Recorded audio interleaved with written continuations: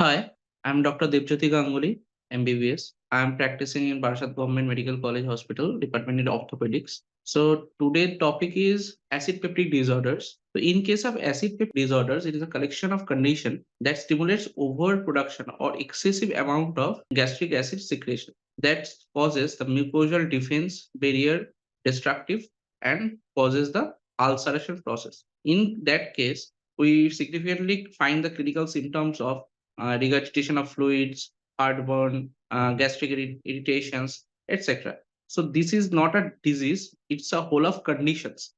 So some kind of conditions like we start here, that is three types of, mainly three types of. There is peptic ulcer, there is Zollinger-Ellison syndrome, it's a rare condition, and one is gastroesophageal reflux disorders. These are the conditions we may encounter in the everyday of life. So in case of gastroesophageal reflux disorders, this is the condition in which the gastric esophageal muscles, the circular muscles of connective tissues gets loosening, or in case of some connective tissue disorders like scleroderma, in case of pregnancy, this circular muscle band is located in the gastroesophageal junction got loosening, or process of relaxation gets distracted.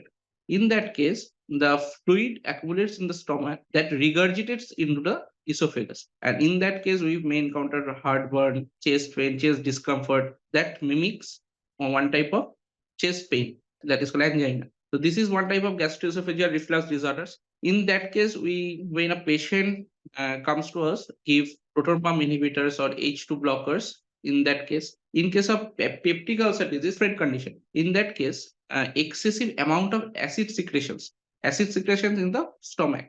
In stomach, there is a boundary called mucosa, the inner lining of the stomach. There is a pump called sodium hydrogen pump, which stimulates H plus secretion actively into the mucosa during the accumulation process for the digestion of the foods. So in case of H plus actively when secreted into the stomach, there is formation of HCl, and it causes the pH down by pH is approximately 1.5 to 2.5. It's a huge, majorly an extreme acidic condition that causes the if there is defense mechanism of the mucosa gets extracted, in that case, the lining of the mucosa got degenerated and causes ulcers or bleedings. So in that case, we have multiple therapy procedures. One type of bacteria which stimulates this type of ulceration process, that is Helicobacterial pylori.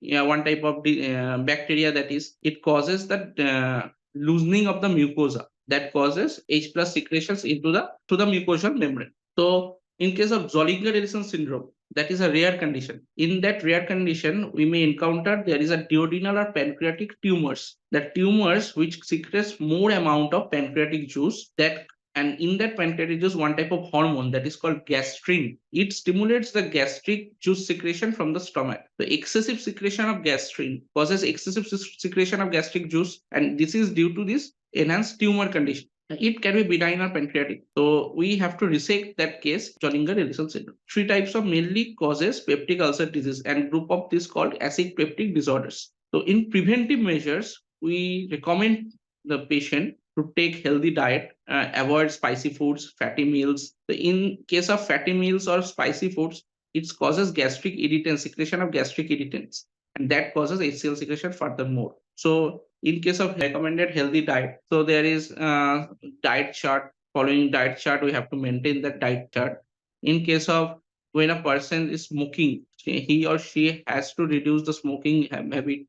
Because of smoking, there is a loosening of the gastroesophageal junctions, circular muscle layer, that causes regurgitation of fluid or heartburn.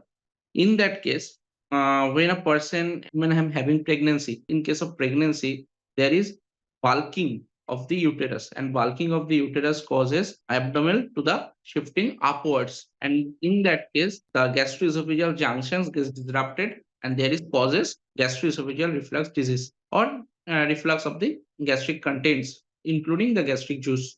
In case of obese people, there is connective tissue loosening, connective tissue loosening is happening. In that case, there is also the symptoms of gastroesophageal reflux disorders we have encountered. So one type of therapy is yet needed, that is triplet or quadruplet therapy, depending on the severity of the disease.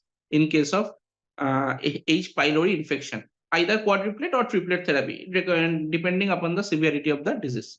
In case of when a person is diagnosed with the acid peptic or peptic ulcer disease, recommended them certain protocol of drugs that can be proton pump inhibitors for a duration of 15 to 30 days or H2 blockers. It can be given prevent the manifestation of the disease. It can't be neglected that we can give drugs day by day, and reduce the symptoms. It can't be done by these things.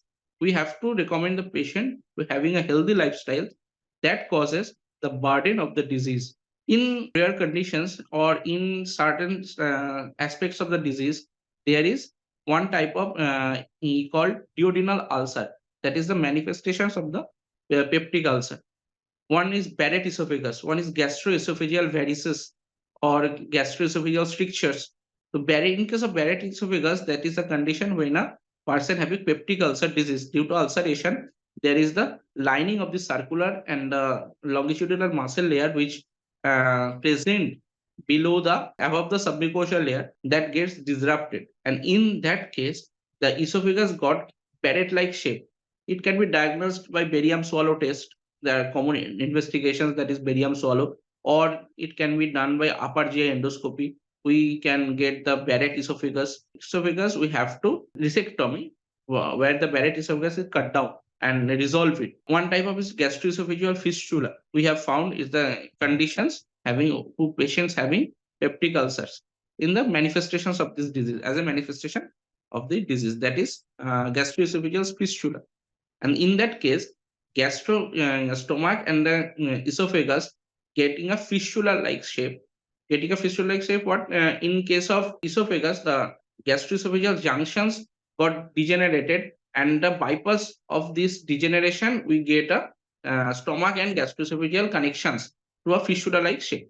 In case of hiatal hernia, when a congenital anomaly like hiatal hernia, where the stomach is bulging out of the abdominal cavity to the into the chest cavity through in that case we have GERD or gastroesophageal reflux disease. One thing is recommended in the applications of the proton pump inhibitors, that contraindications when a person having osteoporosis, if a person having a osteopenia, in that case we didn't recommend the patient to get proton pump inhibitors for a longer time, because that can stimulate the osteoporosis further. So it's a common side effects of proton pump inhibitors. Otherwise, it is recommended in a daily dose, single morning dose.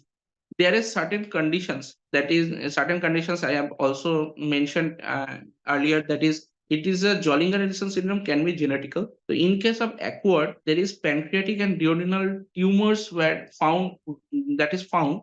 It secretes, apart from gastrins, it also secretes CCK-PZ, that is cholecystokinin pancreozymin. In that case, it all that CCK-PZ in the hormone stimulates the secretion of pancreatic juice more and more, and in that case we can found duodenal ulcer as a side effect of peptic ulcer or Zollinger-Ellison syndrome. We can tell about that further next session or something else. There is conditions called I have discussed, that is Barrett esophagus.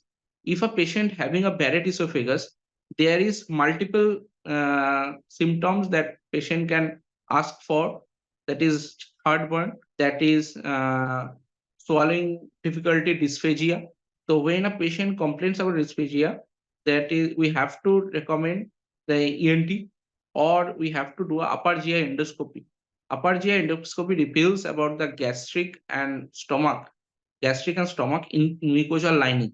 In that case, we can found if any ulcers is having the patient. So in that case, we started with the proton pump inhibitors to, and after reducing the symptoms, we can do further investigations, and if needed, then we can give the proper surgical treatment to the patient. So this is overall acid peptic disorders. So in case of mainly two things important, that is if we have to stop this thing, have to maintain the healthy diet and healthy lifestyle, and that only that can be prevented this type of disorders. Apart from which patients are having these disorders, then we have to apply medications, and in that case just say that it is proton pump inhibitors or H2 blockers.